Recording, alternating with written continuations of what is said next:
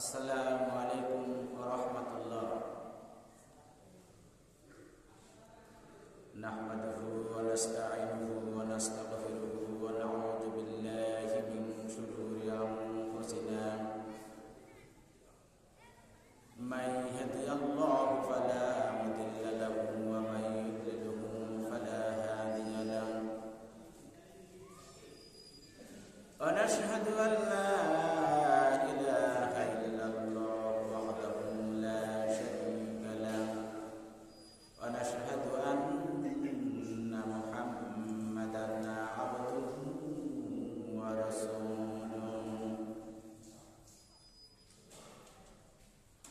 وقال تعالى في شأن حبيب إن الله وملائكته يصلون على النبي يا أيها الذين آمنوا صلوا عليه وسلموا تسليما اللهم صل على محمد وعلى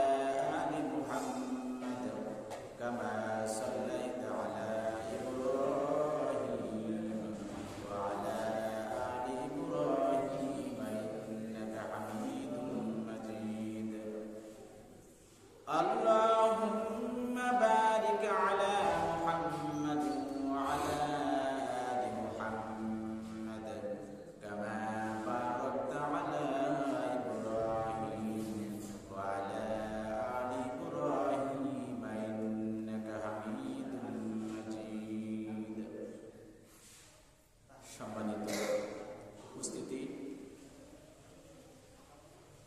আমরা সকল প্রশংসা জানাই সেই মহান রব্বুল আলামিনের, যে মহান রব্বুল আলামিন আপনাদেরকে এবং আমাকে সপ্তাহের শ্রেষ্ঠ দিন জুমার দিন মসজিদে প্রথম ভাগে আসার তৌফিক দিয়েছেন। এজন্য আমরা শুকরিয়া আদায় করি, বলি আলহামদুলিল্লাহ। আমরা আরো একটা প্রশংসা জানাই এজন্য যে মহান রব্বুল আলামিন আমাদেরকে সুস্থ রেখেছেন। ঠিক যে মুহূর্তে আমরা এই মসজিদে অবস্থান করছি, এই মুহূর্তে অনেক লোক হাসপাতালে বেডে রয়েছে, যারা আজকে মসজিদে হয়তোবা অনেকেই জমা নামাজ আদায় করতে পারবে না।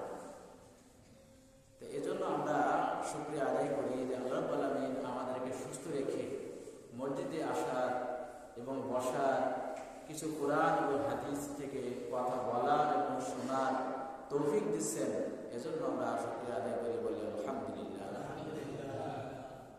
সম্মানিত উপস্থিতি, আমরা বিগত 2 জুমা থেকে তিরমিজি শরীফের একটা হাদিস থেকে আমরা আলোচনা শুনছিলাম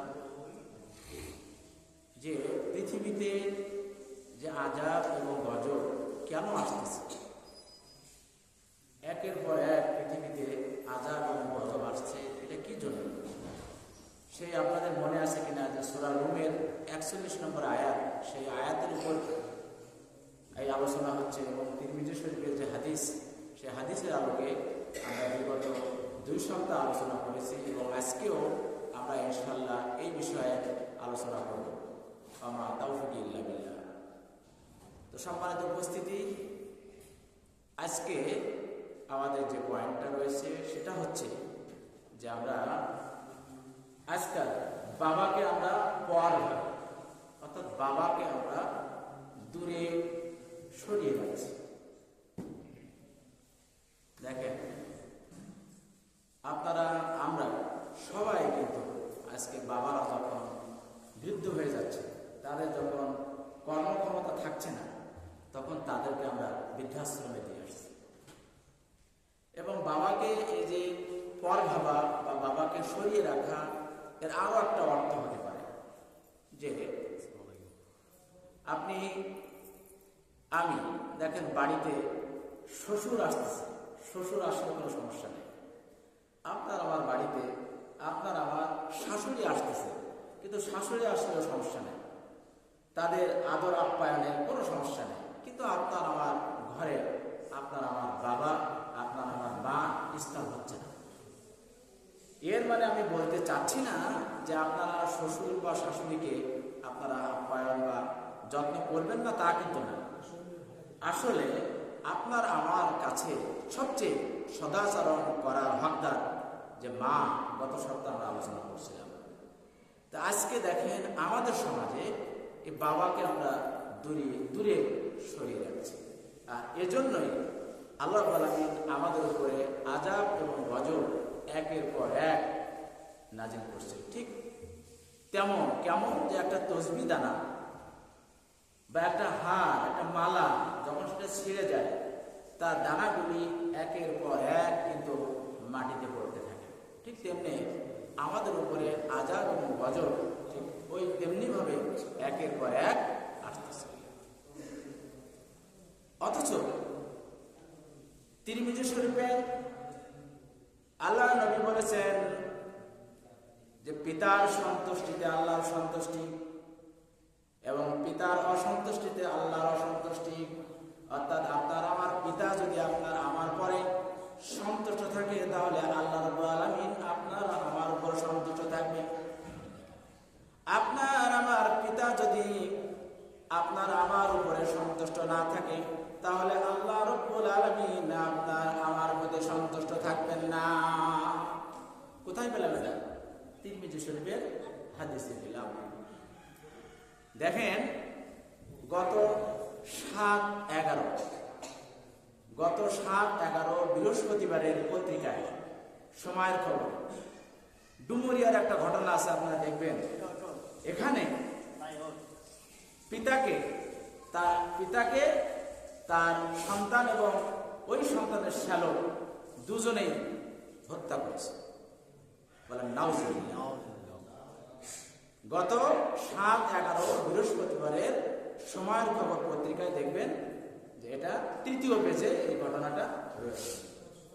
তাহলে আজকাল আপনার আমার কাছে পিতা সম্মান পাচ্ছে না। তাই আমরা যদি আমাদের পিতাকে যদি সম্মান করি, পিতাকে যদি দূরে সরিয়ে না রাখি, তাহলে হয়তোবা এই হাদিসের আলোকে আমরা অনেক আযাব এবং গজব থেকে রক্ষা পাব ইনশাআল্লাহ। এর পরের পয়েন্ট হচ্ছে আমরা বন্ধুদেরকে আমরা আপন মনে করি। বন্ধু, আপনার আমার বন্ধু আছে, এমনকি দেখেন যারা ছোট ছোট বাচ্চারা, যারা 4র্থ শ্রেণীতে পড়ে, 5ম শ্রেণীতে পড়ে, এই নিচু শ্রেণী থেকে তাদের কাছে জিজ্ঞাসা করবেন, তাদের কিন্তু বয়ফ্রেন্ড আছে, আবার গার্লফ্রেন্ডও রয়েছে। চিন্তা করেন, ভাবতে পারেন যে তাদের বয়ফ্রেন্ডও রয়েছে এবং গার্লফ্রেন্ডও রয়েছে। আমরা কি করি? আমরা বন্ধুদেরকে আমরা আপন মনে করছি, বন্ধুদেরকে সাথে নিয়ে আমরা হোটেলে খেতে বসছি। সেখানে দেখেন 500-1000 টাকা আমি খরচ করে ফেলছি, তাতে কোনো সমস্যা নাই। কিন্তু আপনার আমার পিতা বা মাতা যদি বলে যে বাবারে, আমার কিন্তু আজকে ডায়াবেটিসের ওষুধ ফুরিয়ে গেছে, আমার আজকে আমার বাসায় আমার পান নেই, পান খাওয়ার মতো কোনো ব্যবস্থা নাই, আমার জন্য একটু পান নিয়ে আসিস। তখন আমি বলছি কি যে গতকাল তো নিয়ে আসলাম, আবার আজকে কেন আবার পান নিয়ে আসবো? গতকাল তো ওষুধ এনেছিলাম, সে ওষুধ কিভাবে ফুরিয়ে গেল? কি বলেন? এরকম করছি কিনা? এরকম আমরা করছি কিনা? আর এরকম যখন আমরা করব, তখন আমাদের উপরে আযাব এবং গজব নাজিল হতে থাকবে একেবারে। হ্যাঁ, আপনি বন্ধুত্ব করবেন না কেন? আপনি বন্ধুত্ব করবেন। বন্ধু কারা হবে, কাদের সঙ্গে আপনি বন্ধুত্ব করবেন, এ বিষয়ে আল্লাহ রাব্বুল আলামিন আমাদেরকে জানিয়ে দিয়েছেন। আল্লাহ রাব্বুল আলামিন সূরা তাওবার 119 নম্বর আয়াতে বলেন, বিসমিল্লাহির রহমানির রহিম, ইয়া আইয়ুহাল্লাযীনা আমানু তাকুল্লাহ ওয়া কুনু মা'আস সাদিকিন। আল্লাহ রাব্বুল আলামিন আপনাকে এবং আমাকে ডাক দিয়ে বলছেন, ইয়া আইয়ুহাল্লাযীনা আমানু, ও ঈমানদাররা, ও তোমরা যারা ঈমান এনেছো, তোমরা তোমরা যারা আল্লাহর প্রতি বিশ্বাস করো, তোমরা যারা আল্লাহকে ভয় করো, ইত্তাকুল্লাহ মানে আল্লাহকে ভয় করা, তোমরা যারা ঈমান এনেছো এবং যারা আল্লাহকে ভয় করো, শুনে রাখো কুনু মাস সাদিকিন, তোমরা সত্যবাদীদের সঙ্গী হয়ে যাও। সূরা তাওবা 119 নম্বর আয়াতে আল্লাহ বলেন এভাবে আমাদেরকে বলে দিয়েছে। অথচ আজকে দেখেন আপনি এবং আমি, আমার যদি গরুটা যদি বাসায় না আসে আমি খোঁজ করি, আপনার আমার ছাগলটা যদি বাসায় না আসে আমি খোঁজ করি, আপনার আমার মুরগিটা যদি না আসে আমি খোঁজ করি, আমরা খোঁজ করি, আপনার আমার হাঁসটা যদি ঘরে না আসে আমি খবর নেই, খোঁজ করি। কিন্তু আপনার আমার সন্তান, আপনার আমার মেয়েটা, আপনার আমার ছেলেটা আমার ঘরে আসতেছে কিনা আমি খোঁজ নিই না। নেই কিনা বলেন? নেই না। এবং আরো বলি না, ও বয়ফ্রেন্ডের সাথে ঘুরতে গেছে, গার্লফ্রেন্ডকে নিয়ে পার্কে গেছে, অমুক রেস্টুরেন্টে খেতে গেছে। তাহলে যে সমাজে এরকম করে বন্ধুদেরকে আপন ভাবা হবে এবং তার নিজের লোকজনকে সরিয়ে দেওয়া হবে, সেই সমাজে আল্লাহর আযাব এবং গজব একের পর এক আসবে। এবং আল্লাহ বলেন সূরা ইমরানের 28 নম্বর আয়াতে আবার বলছেন, কি বলছেন দেখেন, বিসমিল্লাহির রহমানির রহিম, লা ইয়াত্তাখিযুল মুমিনুনাল কাফিরিনা আউলিয়া মিন দুনিল মুমিনিন। আল্লাহ বলেন লা ইয়াত্তাখিযুল মুমিন, একজন মুমিন আরেকজন মুমিন ছাড়া অন্য কারোর সঙ্গে বন্ধুত্ব করবে না। একজন মুমিন কোনদিন একজন কাফেরের সঙ্গে, একজন কাফেরকে সে আউলিয়া মানে বন্ধু, সে বন্ধু বানাবে না। মিন দুনিল মুমিনিন, একজন মুমিন আর একজন মুমিন ছাড়া অন্য কাউকে সে বন্ধুত্ব করবে না, অন্য কাউকে সে বন্ধু রূপে গ্রহণ করবে না। এখন আসেন আমরা বিলাই যে কারা আমাদের বন্ধু, কাদের সঙ্গে আমরা বন্ধুত্ব করছি। আল্লাহ নবী বলেন আল মারউ মা'a মান আহাব্বা, যে যাকে মহব্বত করবে, যে যাকে ভালোবাসবে, কাল কিয়ামতের ময়দানে তার সঙ্গে তার হাসর হবে। এখন চিন্তা করেন যে আপনি কাকে বন্ধু বানাবেন। আপনি কি একজন হক্কানি আলেমের বন্ধু হবেন? আপনি কি একজন তাবলীগ জামাতের সাথী হবেন? নাকি আপনি একজন কাফের যে বিড়ি খাচ্ছে, সিগারেট খাচ্ছে, ইয়াবা খাচ্ছে, হিরোইন খাচ্ছে, এখন আবার নতুন করে নাম হয়েছে কি বাবা খাচ্ছে, এদের সঙ্গে আপনি বন্ধুত্ব করবেন কিনা একটু মিলাই দেখেন যে কাদের সঙ্গে আপনি বন্ধুত্ব করছেন। আপনার বন্ধু কে? আল্লাহ বলছেন বন্ধুত্ব যদি করতে হয় তাহলে সত্যবাদীদের সঙ্গে করো। আল্লাহ বলছেন বন্ধুত্ব যদি করতে হয় তাহলে আমি মুমিন, একজন মুমিনের সঙ্গে আমি বন্ধুত্ব করব। তাহলে যে সমাজে আজ এই কোরআনের আয়াতকে মানা হচ্ছে না, এই হাদিসকে মানা হচ্ছে না, এই হাদিসের আলোকে চলছে না, এই কোরআনের আলোকে চলছে না, সেই সমাজে তো ডেঙ্গু আসবে না? আমরা মোল্লারা দোয়া করে কতটুকু ঠেকাতে পারব? সেই সমাজে কি করোনা আসবে না? আসবে। এটা আল্লাহ নবীর কথা। এখান থেকে আল্লাহ নবী 1400 বছর আগেই বলে গেছে।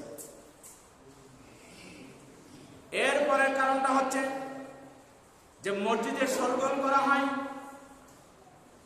যখন দেখবেন মসজিদে শোরগোল হয়, মসজিদে যখন হট্টগোল হয়, মসজিদের ভিতরে যখন মারামারি হয়, মসজিদের ভিতরে যখন মসজিদের কমিটি নিয়ে মারামারি হয়, মসজিদের কমিটি নিয়ে বাইরে মাতবাড়ি, মসজিদের কমিটি নিয়ে রাজনীতি, যে সমাজে এই মসজিদ নিয়ে হট্টগোল করা হবে, মসজিদ নিয়ে রাজনীতি করা হবে, সেই সমাজেও আল্লাহর আযাব এবং গজব একের পর এক আসতে থাকবে। দেখেন, আপনারা মিলাই দেখেন, অথচ আমাদের মসজিদে নাই, কিন্তু আল্লাহ খোঁজ নিয়ে দেখেন আপনার আশেপাশে, বেশি দূর যা লাগবে না, এই বাজারেই যান না, এই আর একটু সামনে যে মসজিদ আছে ওখানে যান না, দেখেন মসজিদের কমিটি নিয়ে কি হচ্ছে, মারামারি, হাতাহাতি পর্যন্ত হচ্ছে, হট্টগোল, মসজিদ নিয়ে হট্টগোল। এই মসজিদ নিয়ে যদি হট্টগোল করা হয় তাহলে সেই সমাজে আযাব এবং গজব একের পর এক, ওই যে পুঁথির দানা, যে দানাগুলো একের পর এক যেমন ছড়িয়ে পড়ছে, ঠিক তেমনি ভাবে আযাব একের পর এক আসতে থাকে। দেখেন মসজিদে হট্টগোল আরো রয়েছে। মুসল্লিরা ঢুকবে মসজিদে, অনেক মুসল্লি আছে দেখেন এসে বলবে মুয়াজ্জিন সাহেব এসি কেন ছাড়েননি। আবার একজন এসে বলবে এই ঠান্ডার সময় এসি কেন ছেড়েছেন। আবার একজন বলবে এখানে আপনি ফ্যানটা ছাড়েননি কেন, এখানে ফ্যানটা মুছেননি কেন, এখানে কেন পিঁপড়া রয়েছে, এখানে কেন ধুলা রয়েছে। এটা আপনি বলতে পারবেন না, কারণ মসজিদ আল্লাহর ঘর। যদিও হয়তো আপনি বলতে পারেন যে মসজিদে আপনি ইমাম রেখেছেন, মসজিদে আপনি মুয়াজ্জিন রেখেছেন, মসজিদে আপনি খাদেম রেখেছেন, তারপরও এই মসজিদের খেদমত করা আসলে সবাই পারে না। মসজিদে আপনি খেদমত করার চেষ্টা করবেন, মসজিদে আপনি মাতব্বারি না করে মসজিদে এসে আপনি মসজিদেরও কাজেও লেগে যান, কারণ এতে আল্লাহ আপনার প্রতি সন্তুষ্ট হবে। আমার আব্বা যখন ঈদের নামাজ পড়তে গ্রামে যায়, কিন্তু সচরাচর যাওয়া হয় না, ফজরের পরে আমি চলে আসি, আব্বা মসজিদে বসে থাকে। আমি চলে আসার পরে জিজ্ঞাসা করলাম যে আব্বা ঈদের সময় আসো, তাড়াতাড়ি আসো। বলছে একটু কাজ আছে। কি কাজ আছে? এই মসজিদে আমি এখন বুঝবো। আমার আব্বা গ্রামের মসজিদ, সেই মসজিদে আমার ভাই হচ্ছে ইমাম, চাচাতো ভাই, বয়স হয়ে গেছে কিন্তু আমার আব্বা, তাও সে ওই মসজিদ ঈদের দিন ঝাড়ু দেবে, মুছবে, তারপর সে বাসায়। অথচ আমরা দেখেন এই মসজিদ নিয়ে হট্টগোল, মসজিদ নিয়ে আমরা মারামারি, মসজিদ নিয়ে আমরা মাস্তানি, মসজিদ নিয়ে আমরা কত কি করছি আমরা। অথচ আল্লাহ রাব্বুল আলামিন বলেন সূরা তাওবার 18 নম্বর আয়াতে আল্লাহ রাব্বুল আলামিন বলেন ইন্নামা ইয়া'মুরু মাসাজিদাল্লাহি মান আমানা বিল্লাহি ওয়াল ইয়াউমিল আখির ওয়া আকামাস সালাতা ওয়া আতাস যাকাতা ওয়া লাম ইয়াখশা ইল্লাল্লাহ। আল্লাহ পাক বলে দিয়েছেন মসজিদে কারা মাতব্বরি করবে, মসজিদের কমিটিতে কারা থাকবে, মসজিদে কারা মাতব্বরি করবে, এটা আল্লাহ পাক বলে দিয়েছেন। আল্লাহ পাক বলেছেন ইন্নামা নিশ্চয়ই ইয়া'মুরু, আল্লাহ পাক নির্দেশ দিয়েছেন মাসাজিদাল্লাহ, মসজিদের মাতব্বরি তারাই করবে, মসজিদের তত্ত্বাবধায়ক তারাই হবে, মসজিদের কমিটিতে তারাই থাকবে মান আমানা, যে ব্যক্তি ঈমান এনেছে, যার ঈমান আছে, যে ব্যক্তি মুমিন, সে থাকবে মসজিদের খেদমতে, সে থাকবে মসজিদের কমিটিতে, সে থাকবে মসজিদের সভাপতি, সে থাকবে মসজিদের ক্যাশিয়ার, সে থাকবে মসজিদের সাধারণ সম্পাদক, সে থাকবে মসজিদের অন্যান্য পদে। মান আমানা বিল্লাহ, যে ব্যক্তি ঈমান এনেছে, কার প্রতি? আল্লাহ। 2 নম্বরে তারাই খেদমত করবে ওয়াল ইয়াউমিল আখির, যারা পরকালকে বিশ্বাস করে। পরকালের প্রতি যাদের বিশ্বাস রয়েছে, এমন অনেক মানুষ রয়েছে কিন্তু বলে পরকাল আবার কি, সেটা পরে দেখা যাবে না। বিজ্ঞানীরা গবেষণা করে দেখেছেন আপনি আমি যখন মারা যাব, মারা যাওয়ার পরে আপনার আমার হাড্ডিগুলো সব আস্তে আস্তে মাটির সাথে মিশে যাবে, কিন্তু আপনার আমার এই পাঁজরের কাছাকাছি একটা হাড্ডি রয়েছে, এমন একটা হাড্ডি রয়েছে। আপনারা আরো সহজে বুঝবেন, আমাদের মোবাইলে যে আমরা মেমোরি কার্ড রাখি, এই মেমোরি কার্ডের ভিতরে যাবতীয় তথ্য কিন্তু আপনি আমি রাখতে পারি। আপনি আমি পেন ড্রাইভে করে আপনার আমার যাবতীয় তথ্য আমি রাখতে পারি। এই পেন ড্রাইভের জিনিসটা যেমন নষ্ট হয় না, এই মেমোরি কার্ডটা যেমন নষ্ট হয় না, তেমনি আপনার আমার যাবতীয় কাজ কামগুলো নষ্ট হবে না। আল্লাহ রাব্বুল আলামিন যখন এই কিয়ামতের মাঠে বলবেন কুন ফায়াকুন, হও হয়ে যাও, সঙ্গে সঙ্গে আপনার আমার দেহটা আবার নতুন করে হয়ে যাবে। বলো সুবহানাল্লাহ। আছে উপায়, আছে আছে উপায় আছে যে পরকালকে আমাদের মানি না, পরকালকে আমরা বিশ্বাস করি না। আমরা অনেকেই বলি আরে মরার পরে কি হবে দেখা যাবে। তাহলে যারা পরকালকে বিশ্বাস করে তারাই মসজিদে খেদমত করবে। 2 নম্বর। 3 নম্বরে কারা খেদমত করবে? ওয়া আকামুস সালাহ, যারা নামাজ কায়েম করে। নামাজ কায়েম করার কথা কিন্তু নামাজ পড়া না, পুরা সালাত, নামাজ কিন্তু পড়া না, নামাজ কায়েম করা। অনেকেই কিন্তু মানতে খাটায়। আল্লাহ রাব্বুল আলামিন কোথাও তো বলে নাই ইকরা সালাত, নামাজ পড়ো। আল্লাহ রাব্বুল আলামিন কোরআনে তো কোথাও বলে নাই যে নামাজ পড়ো। আমি কেন নামাজ পড়ো? আরে গাধারা, কায়েম মানে কি তোরা বস? কায়েম মানে হচ্ছে প্রতিষ্ঠিত করা। আমি সবসময় নামাজের বয়ান যখনই করি আমি এই কথাটা বলি, আমাদের সমাজে কিন্তু কাপড় পরা কায়েম আছে, বাট নামাজ পড়া কায়েম নাই। আপনি একটা পাগলের পরন থেকে কাপড় খুলে নেবেন তো সে বলবে না না না আমি খুলবো না, আর কাপড় আমি ছাড়বো না। তাহলে কাপড় পরা প্রতিষ্ঠিত আছে কিন্তু নামাজ পড়া প্রতিষ্ঠিত না। বড় এই যে আমাদের মসজিদে জামাত আসছে, এরা যদি মসজিদে যায়, বাইরে দাওয়াতে যায়, নামাজের দাওয়াতে যায়, মানে কিন্তু তাড়াতাড়ি এদিকে ওদিকে পালানো। নামাজের দাওয়াত তারা নেবে। নামাজ আপনি পড়বেন, আপনার পরিবারকে পড়াবেন, আপনার স্ত্রীকে পড়াবেন, আপনার বাবাকে পড়াবেন, আপনার শ্বশুরকে পড়াবেন, আপনার শাশুড়িকে পড়াবেন, আপনার এলাকায় দাওয়াত দিবেন। দাওয়াত তাকেই প্রথম দিবেন যে একটা এলাকার ভিতরে যে প্রধান। আল্লাহ রসুল, আমি যখন সিরাতের আলোচনা করেছিলাম তায়েফের ময়দানে, যে আল্লাহ রসুল যে তিনজনকে প্রথমে দাওয়াত দিয়েছিলেন, ওই তিনজন ছিল তায়েফবাসীদের নেতা। মনে থাকার কথা আমাদের। আগে কিন্তু দাওয়াত দিতে হবে ওই এলাকায় যে এলাকার প্রধান। অথচ আমরা দাওয়াত দিই আগে ওই এলাকার রিক্সা চালককে, মানে গরিব কে আছে গরিব না।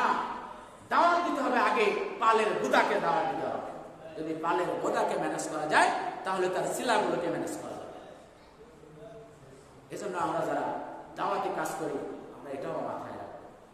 এরপরে আল্লাহ বলছেন ওয়াতাস যাকাত, যারা হিসাব করে যাকাত দেয়। যাকাতের যে শুধু কিছু শাড়ি কিনে দিলেন, কিছু লুঙ্গি কিনে দিলেন, এটা যাকাত হবে না। যাকাত দিতে গেলে আপনাকে হিসাব করে যাকাত দিতে হবে। আমি গত সপ্তাহে বলেছিলাম হিসাব করে যাকাত না দিলে আপনার আমার জন্য কি শাস্তি আছে। আপনি নামাজ পড়বেন না, নামাজ পড়ার জন্য আপনার কি শাস্তি, এটা কোরআনে নাই। আপনি হজ করবেন না, হজ না করলে আপনার কি শাস্তি হবে, এটা কোরআনে নাই।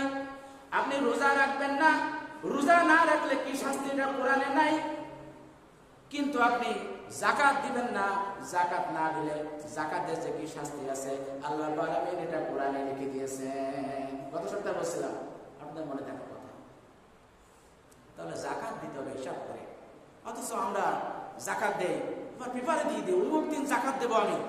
হ্যাঁ, সেখানে ক্যামেরাম্যানরা ওই যে যারা যাকাত দেবে তার থেকে ক্যামেরাম্যান বেশি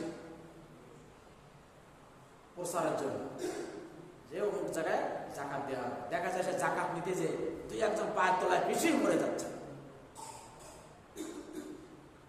তাহলে আমরা আলোচনা করতেছিলাম যে মসজিদের কমিটি, মসজিদের তত্ত্বাবধায়ক কারা হবে। এর আরেকটা হচ্ছে, শেষ নাম্বারটা হচ্ছে ওয়ালাম ইয়াখশা ইল্লাল্লাহ, যারা আল্লাহ ছাড়া অন্য কাউকে ভয় পায় না, তারাই হবে মসজিদের তত্ত্বাবধায়ক, তারাই হবে মসজিদের কমিটি থাকবে, তারাই মসজিদের খেদমত করবে। আল্লাহ বলে দিয়েছে আপনি মসজিদের খেদমত করবেন। কে খেদমত করবেন? যে আল্লাহকে ছাড়া অন্য কাউকে ভয় পায় না, কোন মাস্তানকে ভয় পায় না, কোন চেয়ারম্যানকে ভয় পায় না, কোন এমপিকে ভয় পায় না, একমাত্র আল্লাহকে ভয় পায়, আল্লাহকে ছাড়া অন্য কাউকে ভয় পায় না। এরকম লোকজন হবে মসজিদের খেদমতে আসবে, মসজিদের কমিটিতে আসবে। কিন্তু বর্তমান জামানায় দেখা যায় যে সুদখোর, ঘুষখোর, যে সবচেয়ে বড় লোক, যার বেশি টাকা আছে, যে মাতবাড়ি করে, যে চেয়ারম্যান, যে মেম্বার, সেই হয় হচ্ছে মসজিদের তত্ত্বাবধায়ক। ঠিক কিনা? আমাদের মসজিদে এরকম নেই ইনশাআল্লাহ। আমাদের মসজিদে ইনশাআল্লাহ এরকম না, কিন্তু অনেক মসজিদে আছে, খোঁজ দিয়ে দেখেন। তাহলে আলোচনা করতেছিলাম, যখন মসজিদে হট্টগোল হবে, মসজিদে যখন শোরগোল হবে, মসজিদ নিয়ে যখন রাজনীতি হবে, তখন সেই সমাজে আল্লাহর আযাব এবং গজব একের পর এক আসতে থাকবে। মাঝি সাহেব, ওই ঘড়ি মনে বন্ধ আছে,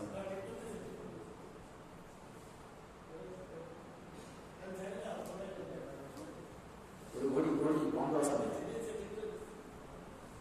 দেখেন আরো একটা জিনিস আছে, সেটা আছে যেটা আমি গত সপ্তাহে বলছিলাম, যে মসজিদের শাব্দিক অর্থ কিন্তু সিজদা জায়গা। মসজিদের শাব্দিক অর্থ কি? সিজদা জায়গা। এটাই হচ্ছে মসজিদের শাব্দিক অর্থ, যে এখানে সিজদা দিতে হবে, এখানে নামাজ পড়তে হবে। আজকে আমাদের তবলিগ জামাতের ভাইরা আছে, কিছু মনে করবেন না, কিছু মনে করবেন না, আমি কোরআনের কথা বলছি, হাদিসও না, আমি কোরআনের কথা বলছি। আমাদের চড়ায় ইউনুস মার্কেট সংলগ্ন যে মসজিদটা আছে, ওই মসজিদে আমি এই এলাকায় আসার পরে ওখানেই বেশি নামাজ পড়ি। নামাজ পড়তে একদিন ঢুকছি, দেখি যে এই যে ফাজাইলে আমল করতেছে, অথচ ইন দ্য মোমেন্টে 3 জন লোক মসজিদে নামাজ পড়তেছে। ওখানে কিন্তু মসজিদে কোনো বারান্দা নাই। আমি কিন্তু বলছি না যে ফাজাইলে আমল করবেন না, ফাজাইলে আমল করবেন না, তা আমি বলছি না, কারণ ওটা ওটাই ইবাদত। কিন্তু আপনার নামাজ পড়াটা বড় ইবাদত। আপনার নামাজটা কি বড় ইবাদত। হাদিসের ভিতরে আসছে যে আউয়ালু মা ইউহাসাবু বিহিল আবদু ইয়াউমাল কিয়ামাতিস সালাহ। নামাজের মাঠে সর্বপ্রথম আপনার নামাজের, কিয়ামতের মাঠে সর্বপ্রথম আপনার নামাজের হিসাব নেওয়া হবে। এখন আমি ইমাম সাহেবকে বললাম, আর 2 মিনিট আছে নামাজ। আমি বললাম, ইমাম সাহেব একটু থামেন, আমার কথা আছে। কি হয়েছে যে আমি যখন মসজিদে ঢুকলাম, দেখলাম যে 3 জন লোক নামাজ পড়তেছে, আর আপনি যে ফাজাইলে আমল করতেছেন, তাও আপনি সাউন্ড বক্সে করতেছেন। এটা কি পড়া কি ঠিক নাকি বেঠিক? কারণ আমি মুফতি না, এই জন্য কিন্তু আমি ফতোয়া দিই না। আমি হচ্ছে মুহাদ্দিস, আমি হচ্ছে হাদিস বিশাল না, হাদিস নিয়ে পড়াশোনা করছি, মুফতি না। আর মুফতি না হলে কিন্তু ফতোয়া দেবেন না, কেউ ফতোয়া দেবেন না। যে মুফতি না হলে ফতোয়া দেবেন না। এই যে আমাদের এই যে মসজিদে, আমি এই মসজিদে আসার পরে একটা জানাজা পেয়েছি। সেই একদিন যে জানাজা পড়ছেন তার আত্মীয় স্বজন থাকতে পারেন, যে জানাজা পড়ছেন ওই জানাজা কিন্তু হয়নি।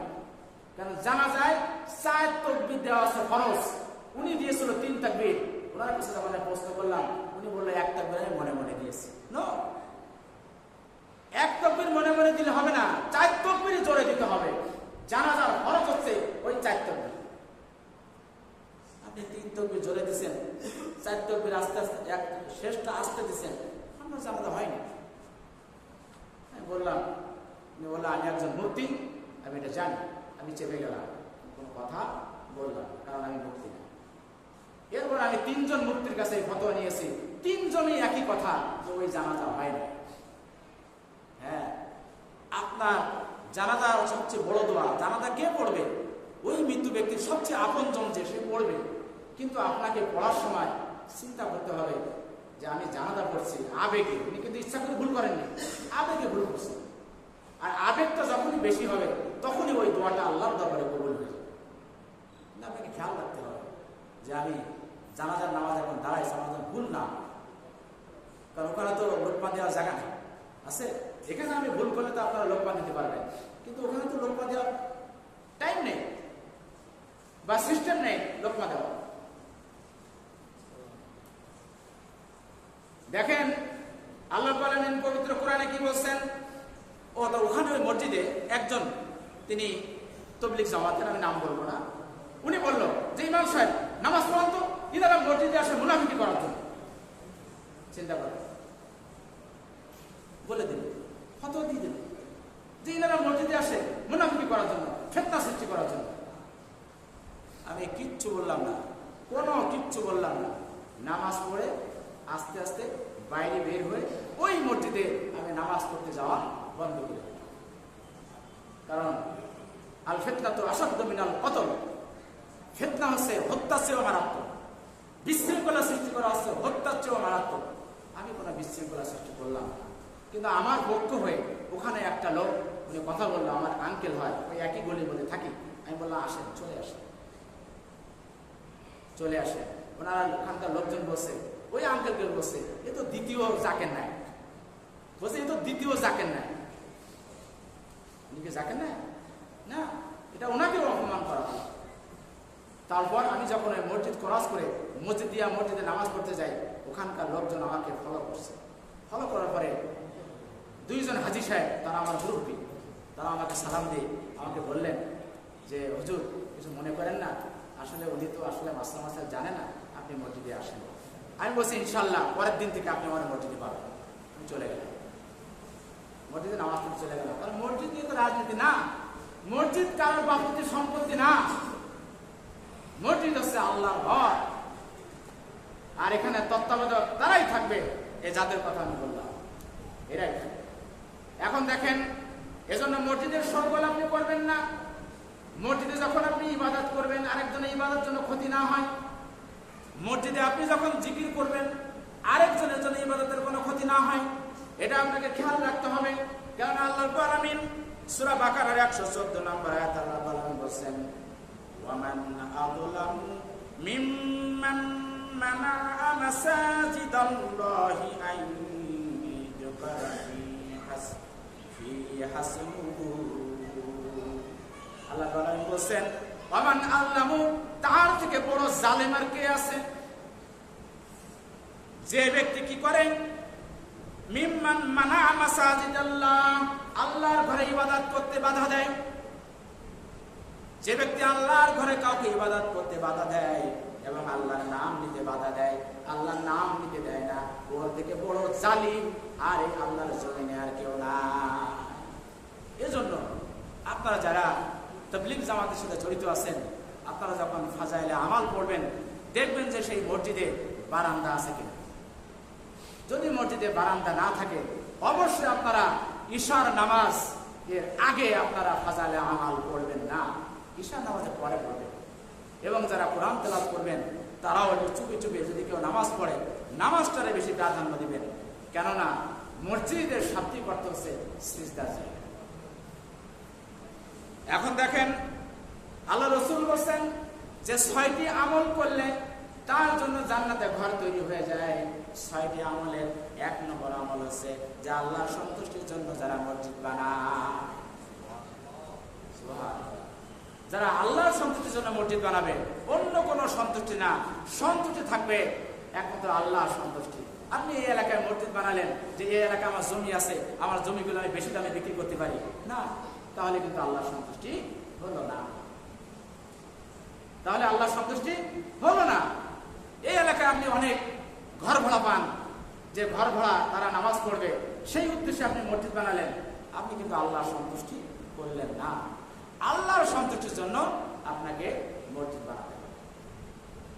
2 নম্বর হচ্ছে যারা মসজিদ আবাদ করে, অর্থাৎ মসজিদে খেদমত করে, মসজিদে অর্থ দেয়, টাকা দেয়, শ্রম দেয়, বুদ্ধি দেয়, এর নাম হলো মসজিদে আবাদ করা। যারা মসজিদে আবাদ করে, এই আমাদের এই মসজিদে কমিটিতে যারা আছে, আমি যাদেরকে চিনি, এখানকার স্থানীয় কিন্তু কেউ না, অনেক দূর থেকে আসে। এদের উদ্দেশ্য হচ্ছে আল্লাহর সন্তুষ্টি, মসজিদের আবাদ। এই দুটা কিন্তু মিলাই যাচ্ছে আমাদের কমিটিতে যারা আছে। আমাদের সভাপতি সাহেব খুলনা থেকে আসে, আমাদের কেশিয়ার সাহেব ওই মহল্লা থেকে আসেন, আমাদের ইমরান সাহেব উনি কোন পদে আছেন জানি না, উনি আসেন ওই মহল্লা থেকে, ওই যে আমাদের বাজারের মহল্লা থেকে। এখানে শুধু আমাদের কালাম ভাই মানে এই জায়গায় স্থানীয়, আর তো আমি অনেকে আমি চিনি না। তাহলে এখানে যারা মসজিদে আবাদ করেন, তারা মসজিদ আবাদ করেন এবং মসজিদ আল্লাহর সন্তুষ্টির জন্য তারা মসজিদ পরিচালনা করেন, আমি মনে করি। এরপরে 3 নম্বর হচ্ছে যারা সুন্নাতে মুআক্কাদার 12 রাকাত নামাজ রেগুলার আদায় করেন, এদের জন্য জান্নাতে ঘর তৈরি হবে। সুন্নাত আছে 2 প্রকার, একটা আছে সুন্নাতে জায়েদা, একটা আছে সুন্নাতে মুআক্কাদা। সুন্নাতে জায়েদা আছে অতিরিক্ত, আর সুন্নাতে মুআক্কাদা মানে আপনাকে পড়তেই হবে। এই সুন্নাতে মুআক্কাদা ফজরের নামাজের আগে 2 রাকাত নামাজ, এটা আছে সুন্নাতে মুআক্কাদা। জোহরের নামাজের আগে 4 রাকাত এবং পরে 2 রাকাত, এটাও আছে সুন্নাতে মুআক্কাদা। আসরের নামাজের আগে যে 4 রাকাত, এটা আছে সুন্নাতে জায়েদা। মাগরিব নামাজের পরে যে 2 রাকাত, এটাই হচ্ছে সুন্নাতে মুআক্কাদা। এবং ঈশার নামাজের পরে যে 2 রাকাত, এটাই হচ্ছে সুন্নাতে মুআক্কাদা। এই সুন্নাতে মুআক্কাদা নামাজগুলো যে ব্যক্তি রেগুলার আদায় করবে, ওই ব্যক্তির জন্য আল্লাহ রাব্বুল আলামিন তার জান্নাতে ঘর তৈরি করবেন। বলুন সুবহানাল্লাহ। এরপরে হচ্ছে যারা কঠিন বিপদে ধৈর্য ধারণ করেন, যেমন ধৈর্য ধারণ করেছিল আইয়ুব আলাইহিস সালাম। আইয়ুব আলাইহিস সালাম সে রোগে আক্রান্ত ছিল, বিস্তারিত বলার টাইম নাই। হযরত ইউসুফ আলাইহিস সালাম ধৈর্য ধারণ করেছিল, হযরত ইয়াকুব আলাইহিস সালাম ধৈর্য ধারণ করেছিল, হযরত ইব্রাহিম আলাইহিস সালাম ধৈর্য ধারণ করেছিল, এমনকি আগুনের মধ্যেও ফেলাই দিয়েছে, আগুনের মধ্যে ফেলাই দিয়েছে, তাও কিন্তু ধৈর্য ধারণ করেছে যে আল্লাহর সাহায্য কখন আসবে। জিবরাইল এসে বলছিল, জিবরাইল এসে বলছেন, ওই ইব্রাহিম আলাইহিস সালাম তুমি আমাকে অর্ডার দাও, আমি আমার পাখনা দিয়ে এই আগুনটা আমি ধূলিসাৎ করে দিই। কিন্তু ইব্রাহিম আলাইহিস সালাম কি বলছিলেন, এটা কি আল্লাহর সিদ্ধান্ত নাকি তোমার সিদ্ধান্ত? তখন জিবরাইল আলাইহিস সালাম বলে এটা আমার সিদ্ধান্ত। তখন ইব্রাহিম আলাইহিস সালাম বললেন যে একজন মাখলুক কোনোদিন আরেকজন মাখলুককে খেদমত করতে পারে না, একজন মাখলুক কোনোদিন আরেকজন মাখলুককে সাহায্য করতে পারে না যতক্ষণ না আল্লাহ সাহায্য না করে। তাকে ফেলিয়ে দেওয়া হলো। আল্লাহ আলামিন কোরআনে আয়াত নাযিল করলেন, কুনু বারদাও ওয়া সালামুন আলা ইব্রাহিম, হে আগুন তুমি আমার ইব্রাহিমের জন্য সুশীতল ঠান্ডা হয়ে যাও। এই এসির মধ্যে আমরা বসি, এখন সুশীতল কিন্তু আমরা বসি। এবং কঠিন বিপদে ধৈর্য ধারণের কথা বলছিলাম। এবার দেখেন 5 নম্বর হচ্ছে যে অনেকের দেখেন আত্মীয় স্বজন মারা যায়, মা মারা যায়, বাবা মারা যায়, একটা সন্তান তাও মারা যায়। এই যখন এরকম আত্মীয় স্বজন গুলো মারা যায়, এই আত্মীয় স্বজন মারা যাওয়ার পরে যখন বলে আল্লাহ তুমি আমাকে এই সম্পদ গুলো দিয়েছিলে আবার তুমি নিয়ে গেছো, তখন আমরা হা হতাশ করবো না, আমরা বলবো না এ আল্লাহ পৃথিবীতে এত মানুষ থাকতে তুমি আমার সন্তানকে কেন নিয়ে গেছো। এগুলো কিন্তু বলা সহজ, করা খুব কঠিন। এই যে কঠিন মুসিবতে যে ধৈর্য ধারণ করতে পারবে, আল্লাহ রাব্বুল আলামিন তার জন্য জান্নাতে ঘর তৈরি করবেন। এবং শেষ নম্বর হচ্ছে 6 নম্বর হচ্ছে যারা জনসমাবেশে যাবে, যারা বাজারে যাবে, যারা মার্কেটে যাবে, তারা বাজারে যে মার্কেটে যে গাল গল্প না করে বরং তারা এই তাসবিহ পড়বে। কোন তাসবিহ পড়বে? যে লা ইলাহা ইল্লাল্লাহু ওয়াহদাহু লা শারীকা লাহু লাহুল মুলকু ওয়া লাহুল হামদু ইউহয়ী ওয়া ইউমীতু ওয়া হুয়া আলা কুল্লি শাইইন কাদির। তাহলে আমরা আলোচনা করতেছিলাম যে পৃথিবীতে আযাব এবং গজব আসার কারণ এখনো আজকেও শেষ হয় নাই, কিন্তু আমাদের সময় শেষ হয়ে গেছে। যাই হোক, আজকে যে কটা পয়েন্ট আলোচনা করলাম, আল্লাহ রাব্বুল আলামিন যেন আমাকেও এগুলো মেনে চলার তৌফিক দেন এবং আপনারাও মেনে চলবেন। আমরা কিন্তু নিজেরাই জানি যে আমরা কে কোন অপরাধের সাথে আমরা জড়িত আছি। এই অপরাধগুলো আমরা ছেড়ে দিই। যদি এই অপরাধগুলো আমরা না ছাড়ি, তাহলে কিন্তু পৃথিবীতে আযাব এবং গজব এই পুঁথির দানার মতো একের পর এক আসতে থাকে। দেখেন অলরেডি কিন্তু পার্শ্ববর্তী দেশ ভারত, তাদের কিন্তু প্রাইমারি সেকশনে সরাসরি পাঠদান বন্ধ হয়ে গেছে। সেখানে এই যে বায়ু এত দূষিত হয়ে গেছে যে বাচ্চাদেরকে প্রাইমারিতে প্রাইমারি বাচ্চা যারা আছে এদেরকে অনলাইনে পড়ানো হচ্ছে, সশরীরে এদের ক্লাস বন্ধ। ঠিক এরকম করে আমি মনে করতেছি যে আজকে যে ডেঙ্গুর খুব প্রকোপ চলে যাবে। হ্যাঁ, ডেঙ্গু চলে যাবে, করোনা ছিল, করোনা চলে গেছে, এরপরে কিন্তু আরেকটা যে নতুন আসবে না কোনো গ্যারান্টি নেই। তাই আসুন আমরা সবাই যে যে অপরাধের সাথে জড়িত আছি আমরা এই অপরাধ ছেড়ে দিই, আমরা তওবা করি। কারণ তওবা করলে আল্লাহ বলেন আমাদের মাফ করে দেন। ওয়া মা তাওফিক ইল্লা বিল্লাহ। আসসালামু আলাইকুম।